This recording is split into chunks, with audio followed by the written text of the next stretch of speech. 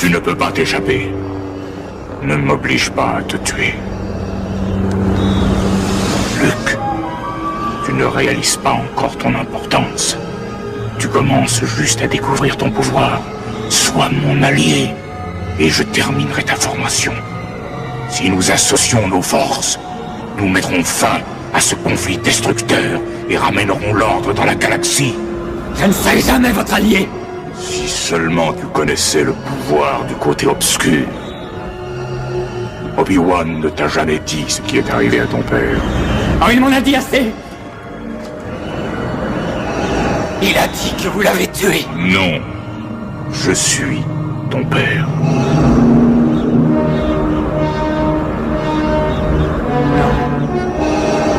Non. Ce n'est pas vrai. Bonjour et bienvenue dans l'émission de Grand Écran, l'émission cinéma de RCN 90.7. Vous écoutez une émission culturelle, je vais le dire à peu près comme ça, ou plutôt même assez élitiste. Non, je rigole. On va surtout, cette fois-ci, travailler sur un thème qui va être un petit peu plus, pas polémique, mais... Controversé, exactement.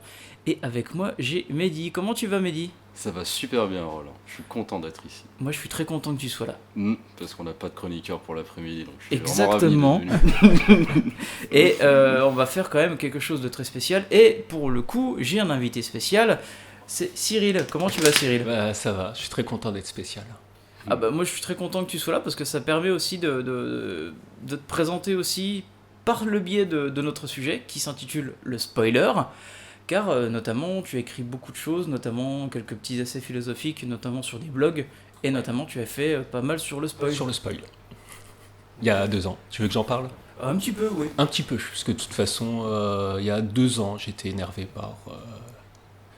à cause de Game of Thrones et de la réaction épidermique de mes proches, notamment sur Facebook, j'ai commencé à essayer de leur démontrer que leur crainte du spoiler était stupide et qu'ils étaient bêtes et qu'il n'y avait pas lieu de s'énerver pour si peu, quoi. Et ça m'a permis d'en sortir, ce qui fait que j'ai pas fait aboutir ces réflexions, quoi, parce qu'au bout d'un moment, je me suis vraiment intéressé à ce qui faisait qu'on a plaisir à voir des films. Et je me suis plus intéressé au plaisir qu'on a à regarder un film qu'au spoiler en tant que phénomène. Et après, j'avais ma vie, quoi. Donc, les choses se sont arrêtées un peu en queue de poisson, comme ça, mais ça sera peut-être l'occasion d'y revenir. On y reviendra un petit peu plus, notamment sur, on va dire, à quoi sert le spoiler, notamment si le spoiler est-il forcément une mauvaise chose. Mais d'abord, on va quand même revenir sur qu'est-ce qu'un spoiler, en fait. Donc, si je vous dis, par exemple, Kaiser Soze, c'est le tueur... Norman Bates, Kaiser Soze c'est le boiteux, Norman Bates c'est le tueur, j'ai inversé les deux, c'est beau, ça aurait pu un très bon mash-up d'ailleurs, où Dark Vador est le père du Luke, c'est bien ça un spoiler. Et c'est issu donc de la même famille que le verbe français dépouiller en fait. Le verbe anglais to spoil signifie donc gâcher. Le terme spoil s'est popularisé donc sur internet et très utilisé notamment au sein de forums de fans de cinéma. Tout à fait, oui. Du coup, en fait, le terme spoil a même dépassé le milieu du cinéma, parce qu'on le retrouve, que ce soit dans la littérature, voire même, par exemple, à certaines sorties de séances théâtrales, on disait « ne dites pas la fin ». Donc il y a un peu cette crainte qui, finalement, s'est déroulée partout, quoi. Crainte, c'est cool, hein. Et, le fait de... Enfin, crainte. Le fait de parler comme ça, puis de dépouiller, en fait... comme si tu pouvais dépouiller quelqu'un de sa première vision de l'œuvre, en fait. Tu pouvais lui gâcher le plaisir à tout jamais. C'est une sorte de super pouvoir qu'on peut avoir sur les autres. Il y a une certaine jouissance à vouloir gâcher la vie, enfin ce que va ressentir l'autre personne. Il y a un peu de ça c'est vrai. Ça peut être un motif, hein. Il y en a d'autres sûrement, mais... Oui, mais c'est surtout la réaction, quant au spoil, c'est surtout la réaction des personnes qui fait qu'on a plaisir à le faire, parce qu'on sait que ça va les énerver et on trouve cette réaction ridicule. Mais pour en revenir à l'étymologie, au sens, oui, spoil, ça vient évidemment du français, l'ancien français qui signifie voler, donc il y a l'idée de dépouiller quelque chose. Alors reste à savoir si on dépouille le spectateur de son expérience propre, du film, de son premier visionnage, ou si on vole quelque chose au film. Parce qu'il y a aussi, dans le mot spolier, il y a aussi l'idée d'usurper un rôle, d'usurper un droit. Et en fait, c'est au film de révéler ses effets, de révéler ses éléments d'intrigue. Et quand tu révèles à la place du film, c'est comme si tu t'arrogeais un droit qui n'est pas le tien parce que t'es pas le scénariste, t'as pas travaillé dessus, t'es juste un bouffon qui l'a vu en premier, quoi. Et du coup, il y a ça peut-être aussi qui énerve cette espèce de... On s'arroge à un droit parce qu'on a vu un film. Il y a quelque chose de la suffisance et qui est agaçant chez les personnes qui n'hésitent pas à spoiler. Puis tu remplaces une expérience d'1h30, 2h vécue par 3-4 phrases pour raconter la même histoire C'est ça. sans le contexte. On retrouve énormément de sites qui se sont spécialisés dans le spoil. Notamment, par exemple, onspoil.com justifie cette démarche par le fait que parfois, il est bon de pouvoir laisser penser que l'on a vu un film sans pour autant s'infliger son visionnage. Le slogan est cool. Là-dessus, c'est cool. Alors, pour revenir là-dessus, parce que spoiler, c'est peut-être l'occasion de revenir un peu sur l'histoire du mot. On spoil, c'est pas les premiers. Les premiers, c'est en 71, c'est le National Lampoon, qui est un journal satirique américain. Il est connu parce qu'il y a eu un film qui a été fait dessus d'ailleurs assez récemment. National Lampoon on Vacation. Sur le créateur de National Lampoon. Oui, avec Will Forte. C'est ça. Et en 71, donc, ils ont fait une chronique spoiler. Justement, et l'idée, c'est, ils disent, aujourd'hui, de toute façon, la vie de l'Américain moyen, elle est tellement stressante. Il y a des guerres raciales, il y a la crise économique et tout. Donc, la vie de l'Américain moyen, en soi, elle est ultra stressante. Ça sert à rien d'aller se stresser la vie avec des intrigues comme cela qui nous prennent la tête et qui nous font flipper pour rien. Donc, on va vous révéler les trucs, on va vous calmer les nerfs. Et comme ça, vous pourrez aller voir les films. Serein. En sachant déjà ce qui va arriver, et vous n'aurez pas de stress supplémentaire à cause des films. Et donc ça, c'est déjà l'idée. En 71, il y a déjà ce mot-là qui sert exactement à l'usage qu'on en fait, quoi, dès 71. Et dès 71, et c'est plutôt, je vais rebondir un peu là-dessus aussi, parce que connaître en fait la fin d'un film sans l'avoir vu est-il forcément un gâchis ? Est-ce que cela même peut l'empêcher de l'apprécier ? Et pour le coup, en fait, on a eu 2 chercheurs de l'université de San Diego, Jonathan Lewitt et Nicolas Christenfeld. Ils ont fait un test, ils ont pris 819 personnes, ils ont divisé ça en 3 groupes. Le premier groupe avait un livre sans spoiler, le deuxième groupe avait un livre avec des spoilers partiels disséminés au fil des pages, et le troisième groupe avait un spoiler ultime, la fin était divulguée dès la première page. Et les résultats, en moyenne, les gens du groupe 2 et 3 ont davantage apprécié le livre que le groupe 1. On s'attache finalement à des détails qui sont en fait noyés dans une tension du récit.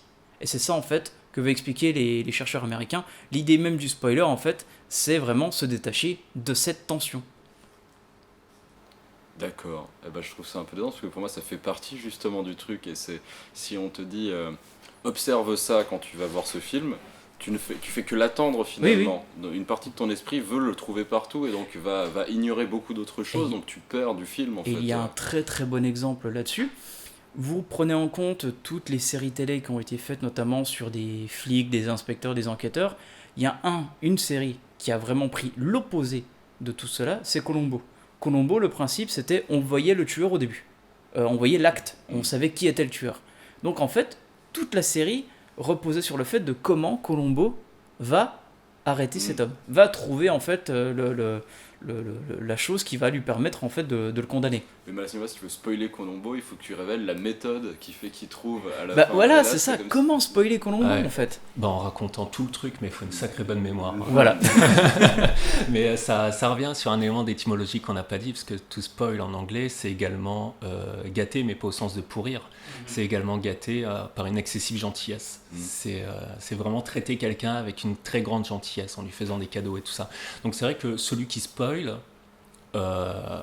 fait un cadeau immense à celui qui est spoilé. Et souvent, quand on spoil, quand on pourrigate un enfant, il ne le mérite pas. Et c'est vrai que le spectateur pourrigaté qu'on spoil ne mérite pas souvent par sa réaction le cadeau qu'on lui fait, parce que justement, à partir du moment où on est libéré, là ça montre un peu l'intérêt, la valeur du spoiler, à partir du moment où on est libéré des effets d'intrigue, des retournements de situation, des twists un peu trop faciles, ce qui reste, c'est la matière même du film, la matière même de l'histoire, c'est les rapports entre les personnages, c'est la manière dont les événements sont amenés, et c'est quelque chose que déjà Hitchcock disait, mais que, j'ai de nombreux autres exemples que je peux évoquer, mais Hitchcock disait, quand il oppose la surprise au suspense, il dit la surprise c'est quelque chose qui vient, on l'attend pas, et malheureusement ça donne 15 secondes de plaisir.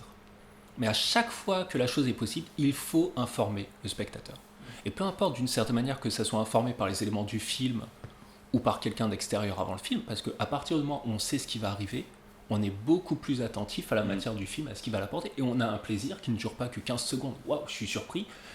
Mais on a une tension qui monte au fur et à mesure, et on a 15 minutes, 1h30 de plaisir grandissant, quoi. Et ça, c'est quelque chose que les fans de... Alors, c'est pas du film, mais les fans de Lost... Ouais. Beaucoup de fans de Lost ont compris ça, parce que c'était en 2001, je crois, le début, et il y avait des communautés de fans. Ouais, c'est pas 2004, ouais, je pense. Ouais, c'est début 2000 en tout cas. Ouais, mais il y avait voilà. des communautés de fans vraiment qui essayaient de savoir à l'avance ce qui allait arriver, qui ce qui recherchaient les allait arriver. spoilers. Et qui voulaient en savoir un C'est maximum. Et ils disaient non mais moi je m'en fous des twists et des retournements, j'ai envie de savoir que le château noir c'est un bateau.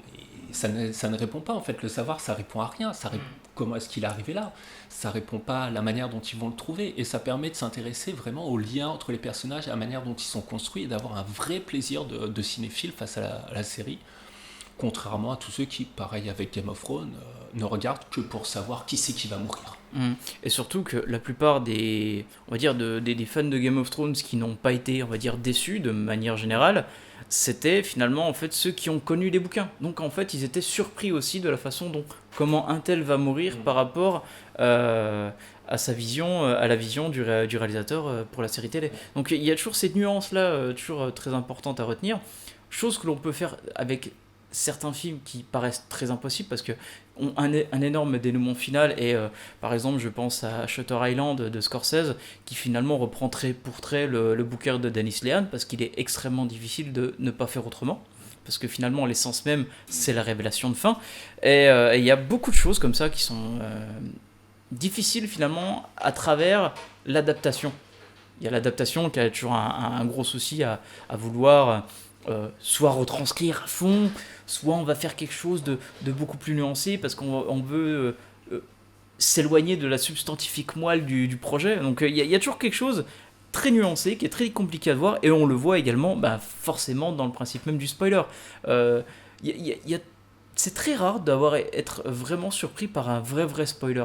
Le spoiler en fait, il a juste une vocation en fait à présenter quelque chose, quoi, tout simplement, à raconter un récit qui peut-être est trop rapide. Ça me fait penser également au site, j'ai parlé donc de onspoil.com, mais on a d'autres sites, notamment donc audioconnard.com, qui est un blog, donc le mec raconte vraiment comme s'il le fallait directement à la fin du film. Et il y a aussi findufilm.com que je trouve très intéressant, parce qu'en fait ça commence par juste et à la fin, 3 petits points, et après on a la résolution de l'histoire. Donc ça, je trouve ça assez marrant, quoi. Parce qu'en finalement, on peut le faire vraiment en une phrase, un film. Ouais, il y avait aussi comment le film aurait pu se terminer sur YouTube, qui donne des petits trucs Ah de oui, une how minute, it should have ended. C'est ça. Un petit truc animé, en fait, ou comment... un peu Même, stupide. c'est même pas du spoil, c'est comment le film devrait se terminer. Oui, c'est ça. Donc c'est vraiment de redonner une autre vision, en fait, de ce que donne l'œuvre de base. Et je pensais, on parlait de Game of Thrones, mais il y avait un truc rigolo dans cette série quand même, qui était...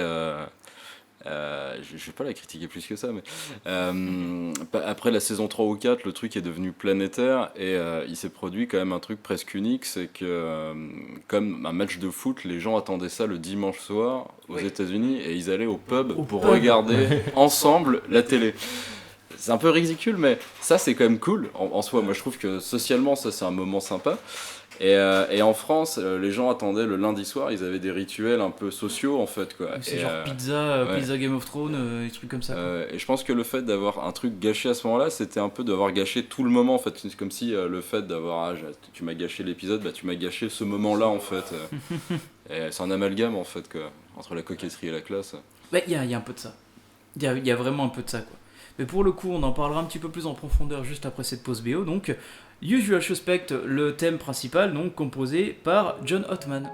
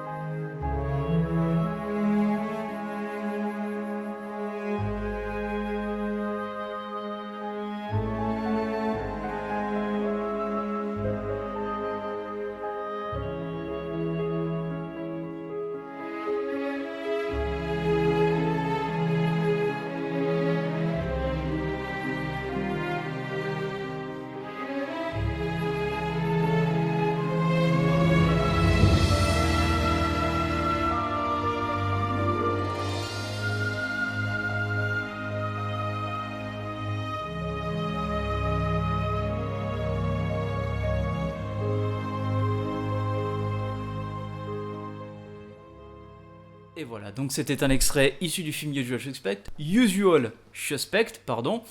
J'ai ma langue qui fourche. Donc, film très connu pour son fameux spoil. Hein, donc, en fait, on apprend finalement qu'à la fin, le tueur c'est Kevin Spacey et que tout longtemps. Oui, en tant qu'acteur. Ouais. Il a pris les choses en main. Et pas qu'en main. Voilà. C'est important de spoiler dans l'émission sur le spoiler. C'est moche, c'est moche. Est-ce qu'on peut spoiler aussi les futures personnes qui vont aller en taule après Harvey Weinstein? Non, il y a beaucoup de noms, on va laisser ça, place au suspense. Très important de parler du suspense parce que finalement, donc, le spoiler est un bon moyen de se faire de la publicité. C'est vraiment un bon moyen de se faire de la publicité. En le dévoilant publiquement, j'ai des exemples, notamment un qui n'est pas un film, mais qui vient de chez Marvel en fait. Ils avaient sorti notamment pour leur série Ultimate, le numéro 160, c'était intitulé La mort de Spider-Man. Donc ils avaient carrément dévoilé le spoil de tout l'épisode sur le papier de la mort de Spider-Man qui était déroulé juste à la fin. Ouais, mais ça c'est un effet. Ouais. C'est Il me semble, que c'est assez classique dans les comics américains de faire leur couverture sur l'événement marquant quand ils tuent. Parce que ça crée une tension dès la première page, et même si ça commence par un petit dash, tu sais que c'est ça le point auquel ça va tendre. Donc c'est tout le même monde pas ça. cherche Vous comment allez ça... chez votre marchand de journaux, vous trouvez le dernier épisode de Marvel, vous tombez sur le Ultimate Spider-Man, là c'est marqué la mort de Spider-Man. Et là forcément aussi, c'est pour ça que je dis que c'est de la publicité, parce que là c'est marqué, c'est avéré, les ventes ont décollé à mort quoi.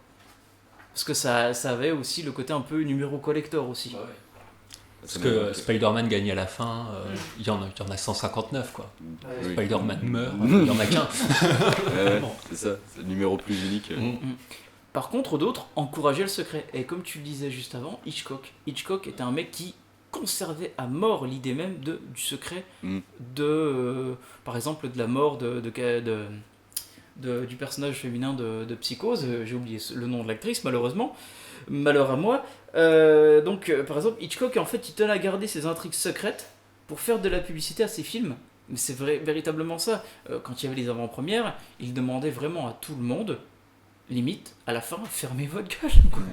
Et pareil pour l'équipe de tournage, pour les acteurs, les actrices, il avait un côté très presque paranoïaque en fait là-dessus. D'accord. Vraiment paranoïaque. On le voit, le petit film publicitaire où il montre, où il se promène sur le lieu de tournage, il dit oh là, il s'est passé des choses horribles. C'est pas chiant. Il tease, et il dit, mais puis à la fin, je vous raconte pas. Mais c'est vrai que, alors j'ai évoqué ce que dit Hitchcock sur le suspense et la surprise, mais j'ai oublié de dire quand même que le seul moment où il le dit dans la même interview, le seul moment où il faut rien dire, c'est quand il y a un twist final et que tout l'intérêt du film repose sur ce retournement de situation, quoi. Là, il faut rien dire, quoi.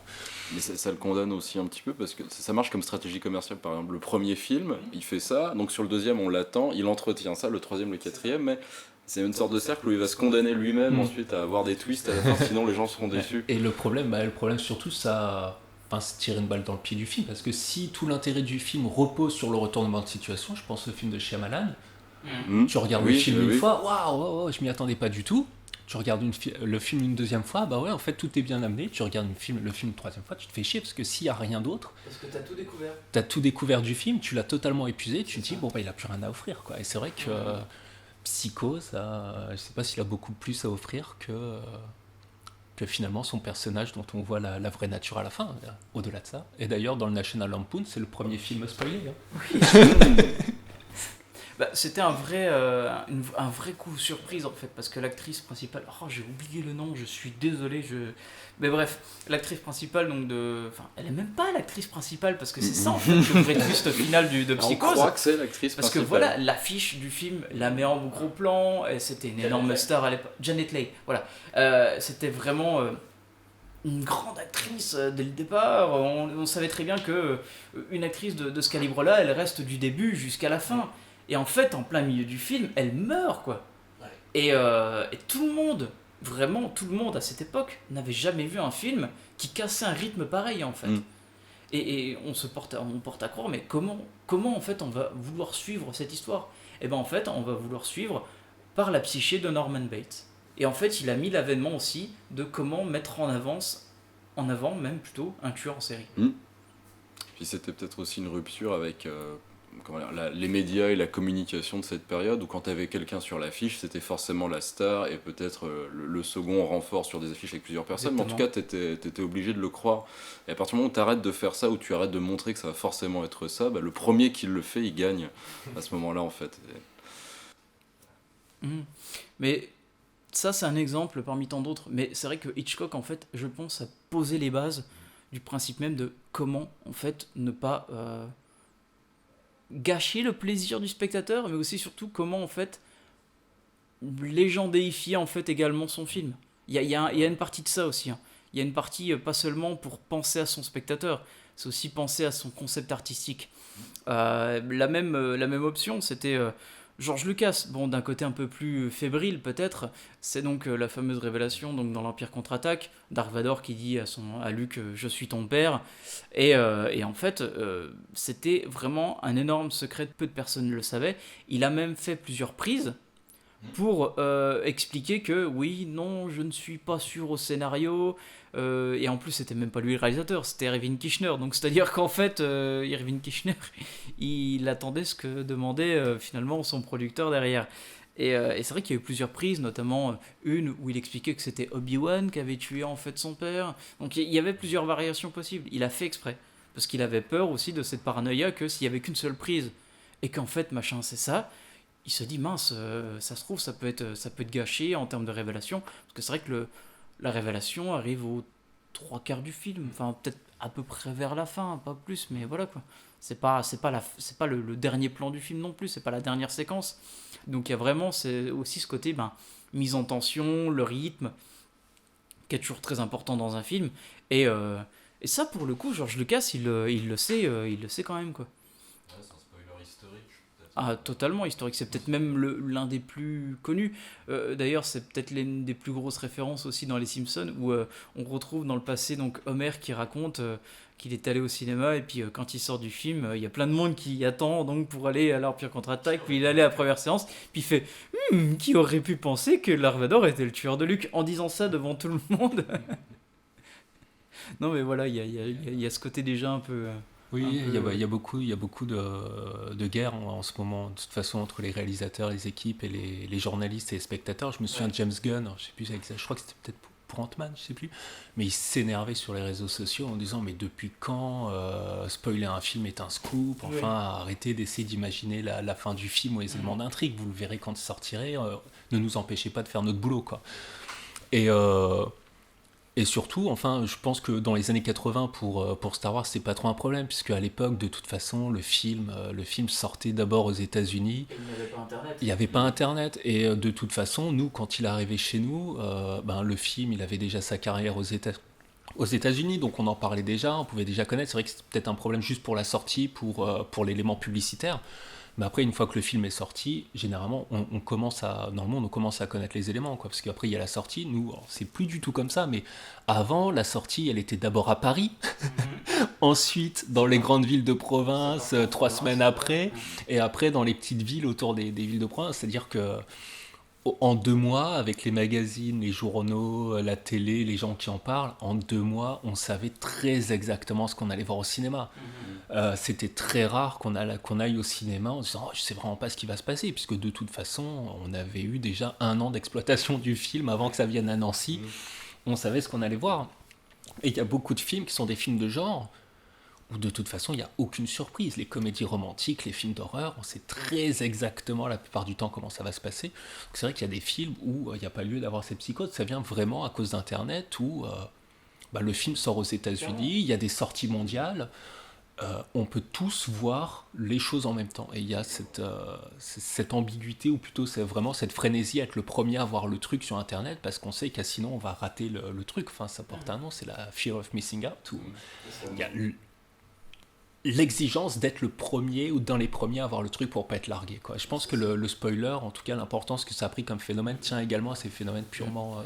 Et même dans le principe même des réseaux sociaux. Par exemple, regarder une série le dimanche soir qu'on n'a pas vue, ou alors qu'elle va être diffusée finalement en France 24 heures après. et finalement faire le malin, aller sur Twitter dès le matin et se faire spoiler directement dès le premier tweet. Ça, c'est déjà arrivé, je pense, à énormément de monde. Mais en même temps, c'est le principe même de, aller sur les réseaux sociaux, d'une certaine manière, après un film phénomène ou une série phénomène, c'est un peu un risque. Il faut le considérer comme un risque aussi. Et ça veut dire aussi, ça m'a fait penser, tous se pressent dans la crainte de manquer quelque chose. Voilà, j'avais ça, et il y a une fenêtre maintenant pendant laquelle tu peux vraiment spoiler un truc. Je peux pas spoiler Ben-Hur, en fait, personne ne le prendra comme un spoiler. Tout comme Alien à la rigueur. Les films ont déjà, entre guillemets, cette grande vie derrière eux, et si je veux spoiler le prochain épisode d'une série, il y a 24 heures à peu près, même pas 6 heures. En vrai, les vrais fans, ils vont être sur ça, quoi. Oui, et puis c'est sûr que, reprendre par exemple, il y a l'idée même aussi de dire, oh non, mais ça c'est du spoil, par exemple, sur un film historique ou un fait historique, c'est ridicule. C'est complètement ridicule. Ça serait genre, par exemple, dire que Jésus est mort aussi, par exemple, dans La Passion du Christ. Comment dire non, oui. Spoiler alert, il va revenir. Oui, voilà, oui, exactement. Spoiler alert, c'est Mel Gibson qui est derrière ce film. Jésus reviendra, ça sera Mel Gibson, c'est ça la prophétie ? Ah, mais c'est déjà le cas. C'est déjà le cas. Mais du coup, on ne peut que spoiler vraiment des œuvres d'imagination avec une intrigue à rebondissement. Donc ça limite quand même le champ des films ou des œuvres qu'on peut spoiler, et le fait qu'on puisse les spoiler et qu'on doive en avoir peur veut aussi dire que en fait c'est juste la surprise momentanée qui fait l'intérêt du truc. Autant dire, s'il n'y a que ça pour s'intéresser à ce machin, à ce film ou à cette série, ça vaut pas le coup de s'y intéresser, quoi. Donc puis il faut prendre en considération, comme on en parlait peut-être un petit peu avant, c'est certains spoils en fait sont devenus anecdotiques parce qu'en fait ils sont extrêmement répandus, voire simplement issus de films extrêmement populaires. Je reparlais de l'Empire contre-attaque, vous dites Dark Vador, Luke, je pense que à peine 1% de la population ne sait pas qui est Dark Vador par rapport à Luke Skywalker, quoi. Même peut-être sans avoir véritablement vu un Star Wars. Il y a aussi de ça en fait, c'est de la culture populaire qui est passé tellement les frontières du film, qui est vraiment passé même les frontières des cultures entre pays, que forcément c'est du spoil, oui, mais tout le monde le sait. Oui. Même Usual Suspect, vous parlez de Usual Suspect, vous dites Kevin Spacey, ah mais oui c'est le tueur, alors que peut-être la personne ne l'a jamais vu. Donc il y a ce côté contrasté en fait aussi. Elle a peut-être vu le détonateur, donc elle s'est fait une autre idée. Et ça me fait penser, pour parler de Star Wars, tu vois, à quoi sert le spoil, et le côté c'est une plus-value pour le film d'un point de vue de distribution. Il y a un petit truc en plus, clairement. justement il y a une surprise, donc il faut aller le voir vite. Je crois que commercialement, je crois que c'était notamment Marvel qui avait fait quelques communiqués, notamment veuillez pas divulguer la fin de Avengers machin. Je crois que c'était l'avant-dernier, donc c'est le coup où Thanos réussit à avoir toutes les gemmes, puis qui fait ça, et puis que la moitié de la population meurt, et tout le monde a fait et puis finalement en fait il n'y a rien eu dans la suite. Donc et oui, j'allais avec ça, et j'avais l'impression, tu vois, justement on parlait de Star Wars, d'être ce spoiler un peu historique dans le récit.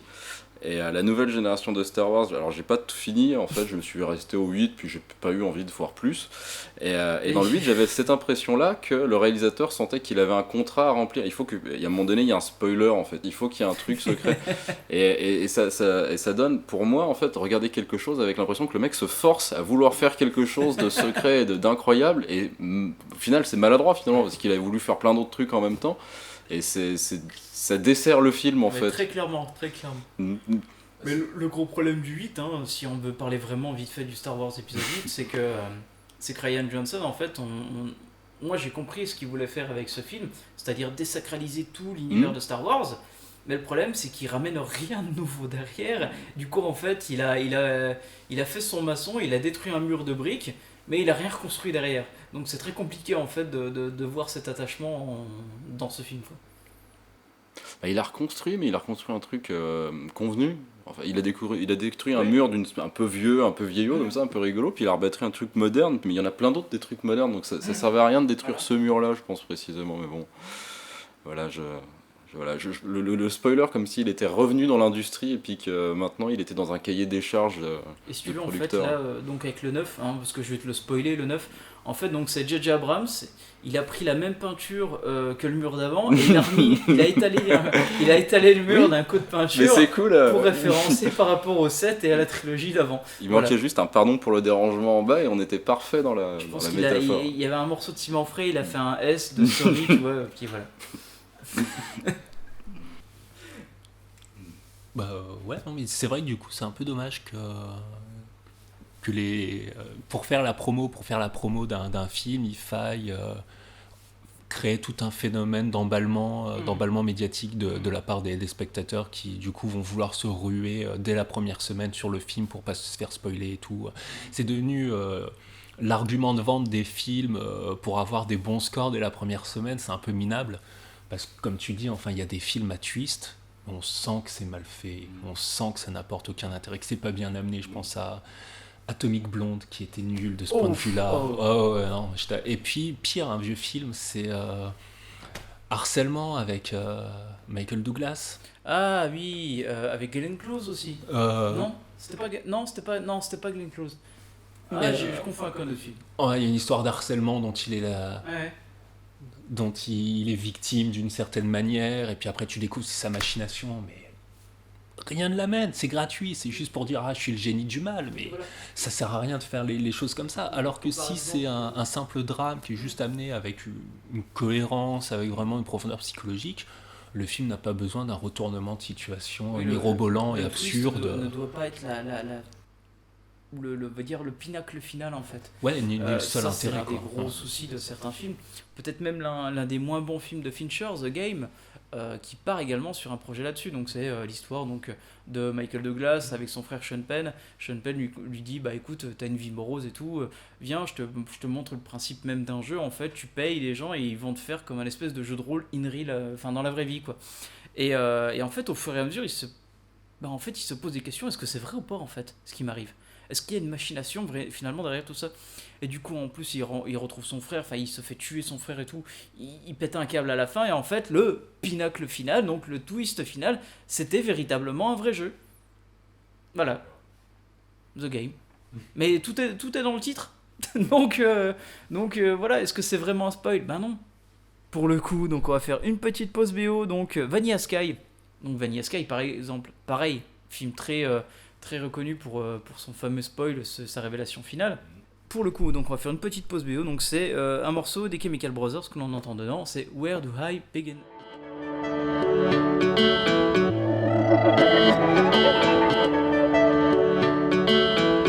Sunday morning, I'm waking up.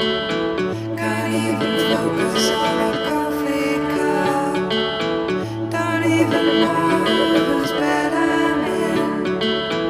Where do I start? Where do I begin? Where do I start? Where do I begin? Where do I start?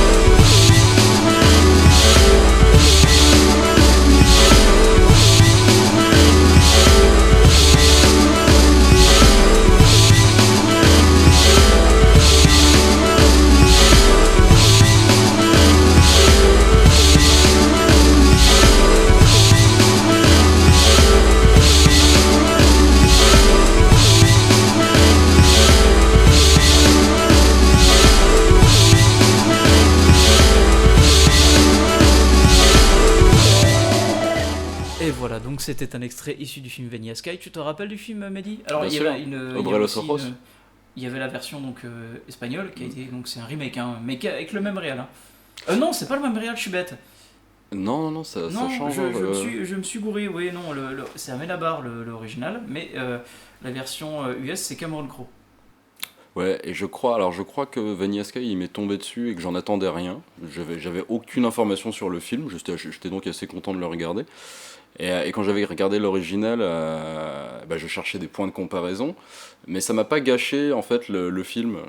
Je crois que ça remonte un peu mais dans mon souvenir, ces deux films, même si tu connais le twist, ça gâche pas le visionnage en fait. Il y a suffisamment de bonnes scènes entre guillemets dans le film pour pas justement que tout repose sur cette espèce de pierre angulaire dont on parlait avant quoi. Et puis t'en attendais rien surtout. Oui aussi. En fait, ouais. c'est ça le truc, c'est que si tu regardes le film juste pour voir le film, bon, on te spoil le machin, ouais, d'accord, ça va pas m'empêcher de le regarder, de passer un bon moment, mais j'en attends rien. Si au contraire t'as un véritable attachement, genre émotionnel, genre voilà, le prochain Star Wars c'est ta vie, qu'on te le spoil, là t'as les glandes, quoi. Il y a ça aussi, quoi. Je pense que on prend les choses trop à cœur.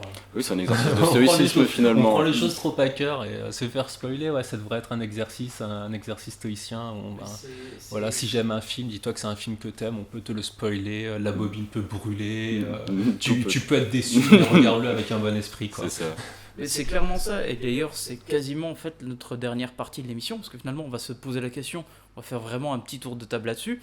Donc, le spoiler est-il forcément une mauvaise chose?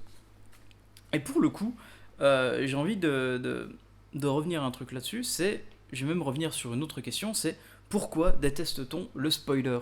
Alors, pour la plupart des gens, donc, on a l'impression, en fait, à tort, que cela va donc nuire à leur sentiment de suspense. C'est le principe même, le suspense, en fait. Tout dépend du suspense. On se dit, ah, mais si on sait ça, on n'a plus la même...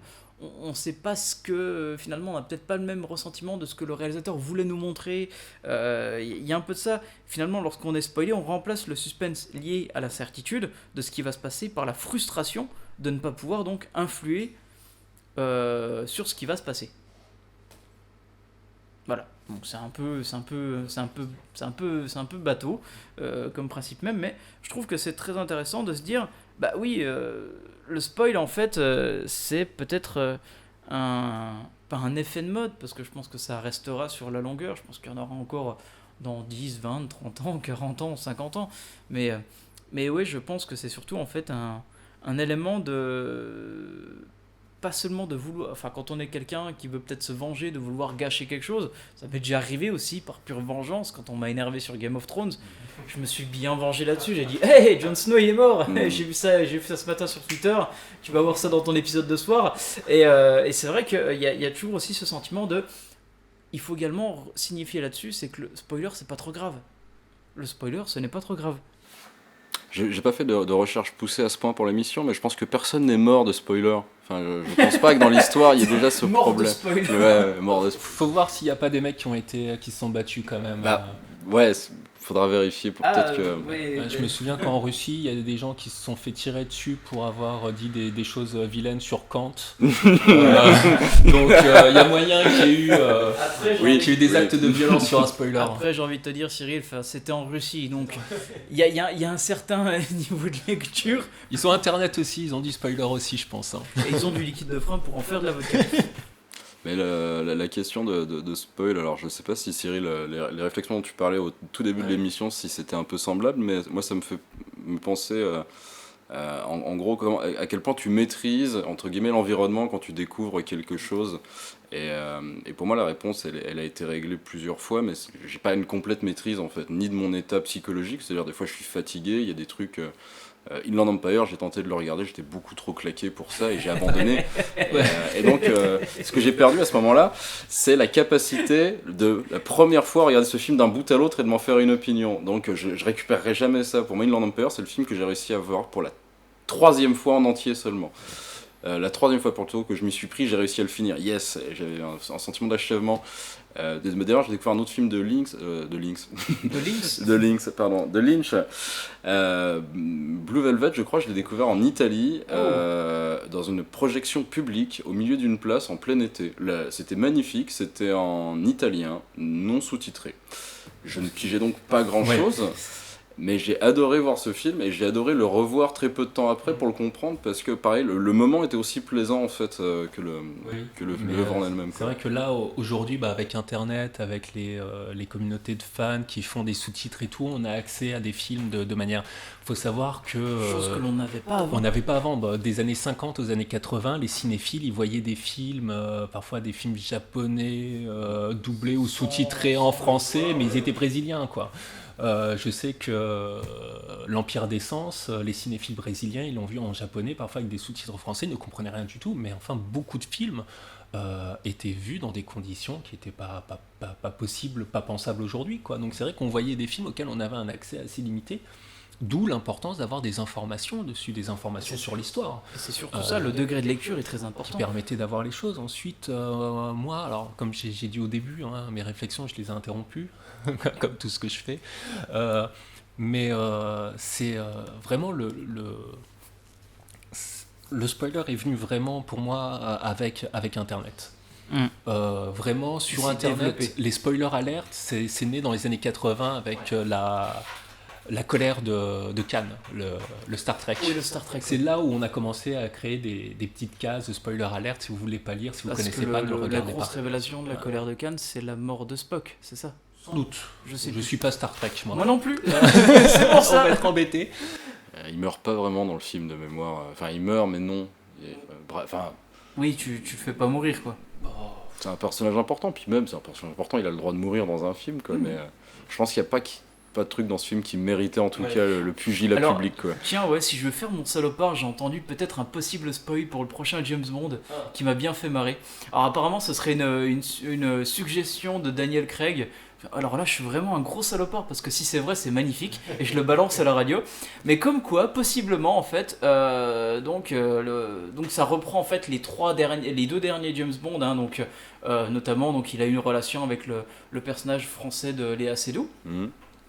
Personnage en fait qui s'est possiblement en fait allié avec une autre, caché sur une île par le biais l'aide de James Bond pour pouvoir faire naître l'enfant de James Bond. Voilà. James Bond est papa. Voilà, on verra ça dans le prochain film. Hein. Merci le spoil. Mais c'est vrai que je spoil vraiment comme un gros enfoiré et je fais une transition, comme un vrai sac à merde. Et je vais faire une vraie transition pour ce que tu avais notamment écrit sur tes blogs, et notamment sur la question d'obsession ou de phobie en fait, sur le spoil. Parce qu'il y a vraiment de ça. Il y a une question d'obsession et de phobie finalement, selon les discrétions des gens en fait.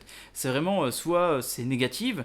Même finalement, certains spoils peuvent se trouver, on va dire, dans une espèce de zone grise où il n'y a pas de véritable révélation et on a l'impression que les gens vont s'énerver directement là-dessus. C'est l'attachement qu'on montre, l'attachement public qu'on montre aux films ou aux séries, on a vraiment l'impression que, les gens en font trop, quoi. Que le délire autour de Game of Thrones, moi j'étais très effrayé par les réactions des fans. C'est peut-être aussi, comme tu le disais, parce qu'il y a un côté social de rituel. Mais pourquoi il y a ce rituel où, dès que l'épisode est disponible, on le regarde ensemble? Mais c'est pour être les premiers. C'est limite pour se dire ça y est, ma soirée est gâchée, je sais ce qui va se passer, j'ai plus envie de le voir. Et c'est vrai que du coup là il y a le seul truc qu'on peut maîtriser d'une certaine manière, c'est peut-être le film ou ce que je vais apprendre du film. Donc les gens gèrent leur fil Twitter en masquant des publications, leur fil Facebook, ils organisent leur univers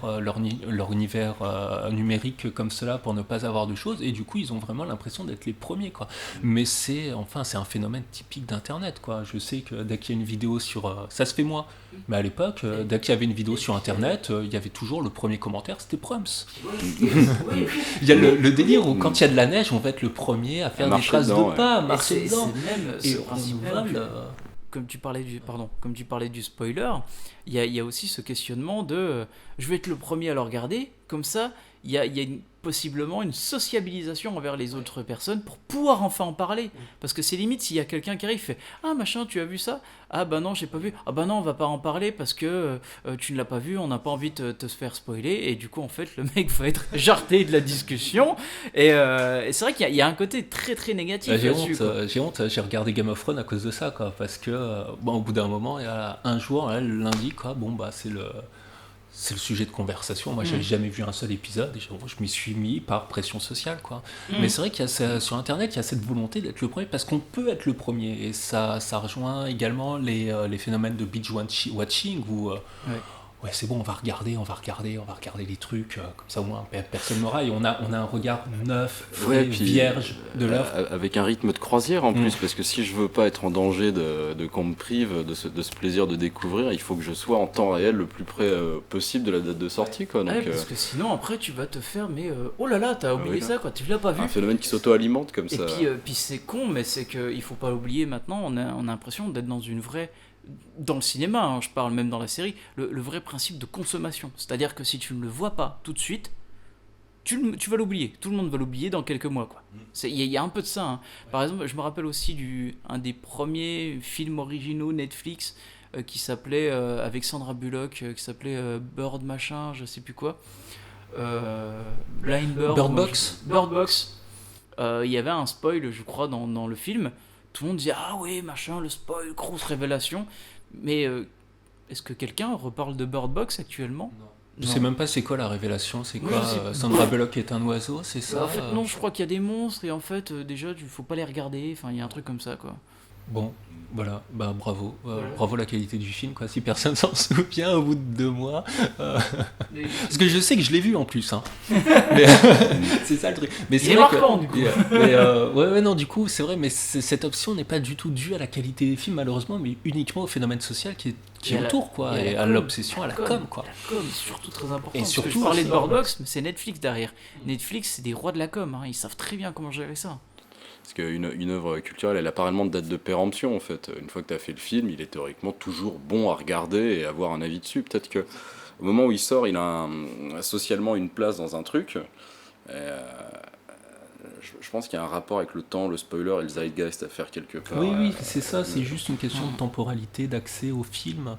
Parce que tant que il y a 2 mois entre la sortie américaine et la sortie en province en France, on a le temps de savoir ce qu'on va voir. Tandis que là, il y a l'idée qu'on peut voir la chose, l'œuvre telle qu'elle est, telle qu'elle existe. Alors c'est faux, elle existe dans un contexte, elle existe avec un discours, et c'est vrai que malheureusement, du coup, cette obsession à le voir en premier, à voir l'œuvre vierge, il y a beaucoup, on est victime d'une certaine manière de la manière dont le film va être vendu. Oui. Et il y a énormément je sais pas exactement le mot, mais enfin, on a accès à des films et on est déçu, mais simplement parce qu'on n'a pas le bon angle. Il y a beaucoup de malentendus sur les films et le temps permet ensuite de les retrouver, mais sans l'espèce de folie qui est autour, d'obsession qu'on crée artificiellement. Et on voit le film, mais cette fois-ci vraiment avec un regard vierge, sans attente, et on se dit ah mais en fait il était bien, mais il a mal été vendu, il a mal été présenté. C'est ça. Il y a l'obsession et la curiosité de se faire spoiler aussi. Il y a aussi un peu ce phénomène-là, c'est-à-dire ah ouais mais non le film je sais pas si j'ai envie de le voir, je vais le lire avant, je vais trouver ce qui se passe avant et puis voilà. Et ce qui est intéressant avec le spoil, spoil, est-ce que ça va me gâcher, est-ce que je vais l'aimer ou pas, est-ce que je vais l'aimer grâce au spoil? Il y a aussi ce questionnement-là. Le spoil peut être un cadeau parce que du coup il peut dire non mais attends parce que là le film on te le vend mal, l'intérêt c'est pas ce qu'on te dit, c'est pas le retournement. En fait c'est cette relation-là en fait mais qui n'apparaît pas et le spoil peut vraiment être un cadeau, c'est-à-dire que on le voit, ouais non mais c'est bon, votre délire, votre espèce d'enfumage, votre espèce de délire médiatique et tout, c'est pas le plus intéressant, je vais le voir comme un film, ça y est, je vais le voir comme un ensemble de plans qui essayent de tenir un propos, qui essayent de tenir un discours par l'image, pas par l'histoire, pas par la narration, mais par l'image. Et en se tenant comme cela, attentif à ce que dit l'image, on passe parfois, on a vraiment accès au film. On a parfois vraiment accès au film, et c'est vrai que pour ça, il faut sans doute accepter d'apprendre des choses sur les films avant. Oui, il y a aussi à recontextualiser toujours le film, s'intéresser aussi, parce que finalement le film aussi c'est sa conception, comment il a été conçu, et c'était bien ce que tu disais avant, parce que ça me permet de rebondir sur finalement une des dernières questions que je vais vous poser là-dessus, c'est finalement le spoil sert-il de justificatif envers notre incertitude ou une œuvre? Si t'as une certaine incertitude sur une œuvre que t'as envie de voir ou pas, est-ce que tu vas regarder un spoil avant?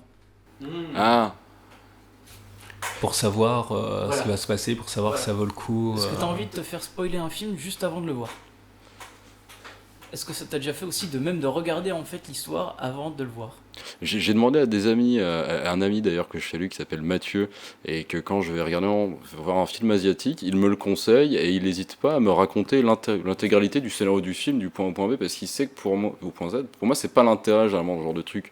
Mon plaisir de spectateur et de cinéphile, ça va être de voir comment on me raconte l'histoire, justement comment on va éclairer ça, comment on fait les transitions, des petits trucs techniques, mais pas où je regarde ça d'un point de vue comment je l'aurais fait, mais comment c'est. Ouais, j'apprécie l'artifice, ouais, ça c'est cool. Et donc, un spoiler ne me dérangera absolument jamais, j'en aurais pas besoin pour être convaincu. Je vais laisser Cyril répondre maintenant à cette question, parce que j'ai un autre truc en tête, mais j'arrive pas. Mais c'est vrai qu'en plus, avec les films asiatiques, de toute façon, sont des films qui sont beaucoup basés sur l'ambiance. Beaucoup plus que peut-être les films hollywoodiens, donc on peut pas spoiler une ambiance, je veux dire. Et c'est vrai que du coup tu es beaucoup plus attentif à la manière dont cette ambiance est créée, dont la tension est créée, et ça on peut pas te le retirer, et même on te permet de mieux en profiter, de mieux en jouir quand tu connais l'histoire, quand tu sais où ça va. Moi je l'ai fait pour Ad Astra. Ad Astra, j'en avais jamais entendu parler 2 jours avant sa sortie. J'ai trouvé sur internet le scénario. J'ai regardé les interviews des acteurs sur la manière dont ils incarnent les personnages, sur le réalisateur, sur ce qu'il voulait faire. J'ai regardé les bandes annonces. J'ai trouvé 2-3 spoils sur quelques scènes. Je savais très exactement, quand je les regardais, du coup, très exactement ce que j'allais voir. Et ça m'a pas... malheureusement, c'est pas un si bon film que ça, je trouve. Oui, il est pas exceptionnel. Mais c'est vrai que par rapport à toute la filmographie de James Gray, mais finalement, en fait, quand on le voit, on se dit, ouais, non, c'est un pur James Gray. C'est un film de science-fiction, c'est son premier, c'est vraiment le premier James Gray, mais on retrouve le questionnement de la paternalité, le questionnement de la famille. Les histoires de famille, les liens aussi avec l'origine, avec où on va. Je trouve ça très très intéressant, et pour le coup, en fait, ce film m'a pas déplu, je l'ai plutôt bien apprécié quand même, et surtout je me suis dit en fait c'est cool parce que James Gray il reste dans sa ligne d'optique de thématique en fait, et ça je trouve ça très intéressant qu'il l'ait fait quoi. J'ai trouvé ça triste qu'on le vende comme un Odyssée de l'espace, alors qu'en fait c'est un Little Odessa quoi. Oui voilà exactement, c'est Little Odessa mais dans l'espace. Exactement. Pour terminer l'émission, Mehdi, tu voulais revenir vite fait sur un truc alors ? Oui, c'est ça. Alors, dans la formulation de ta question, un truc que j'ai pensé, c'était comme si à un moment donné, si le moment est venu pour moi de me divertir, il faut que je choisisse le meilleur divertissement possible. Donc je vais un peu me spoiler au passage pour pouvoir être sûr de ne pas perdre mon temps avec une œuvre que je trouverais pas bien. En soi, ça peut représenter, tu sais, ce moment où tu es sur Netflix et tu sais pas quoi regarder parce qu'il y a une offre écrasante, et en fait ça sert à rien ces moments-là. Rechercher des informations pour être sûr de choisir le meilleur divertissement possible. Surtout sur Netflix. Il y a d'autres choses à faire de sa vie, quoi. Voilà, c'est mon avis définitif, je pense. Très bien. Donc on se termine avec un morceau de Fight Club parce que c'est pareil, c'est un film aussi blindé de spoil. Fameux Tyler Durden est le narrateur parce qu'on ne connaît jamais le nom de Edward Norton dans ce film. Pour le coup, donc c'est un morceau de Pixies, Where Is My Mind. On revient la semaine prochaine pour un autre sujet également assez précis. Cette fois-ci, ce sera sur l'addiction. Merci Mehdi, merci encore une fois Cyril d'être venu. De rien. Et à la semaine prochaine.